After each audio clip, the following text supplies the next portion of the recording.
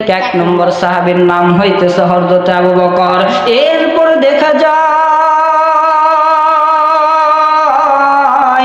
হযরত আলী রাদিয়াল্লাহু তাআলা আনহু জান্নাতের সার্টিফিকেট প্রাপ্ত।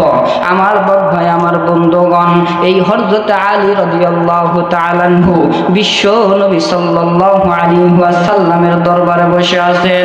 আলী ডাকতে বলে, নবী গো,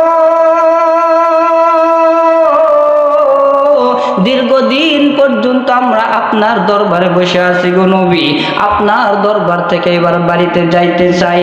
আমার প্রাণের বিবি হযরতে ফাতেমা রাদিয়াল্লাহু তাআলা আনহাকে দেখতে চাই। বিশ্ব নবী এবার ডাক দিয়ে বলল, আলী রে, যেহেতু তুমি তোমার স্ত্রীকে দেখার জন্য যাবা হযরতে ফাতেমা, তুমি যখন বাড়িতে রওনা দিবা, আমার দুইটা নাতি আছে, একটার নাম হলো হাসান আর একটার নাম হইতেছে হুসাইন।